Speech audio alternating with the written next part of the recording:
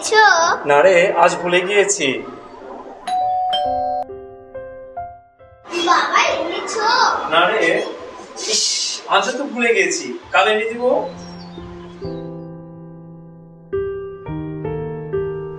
Chelsea, তুমি রাগ করো না, কালকে আমি তোমার জন্য নতুন বই অবশ্যই এনে দিব।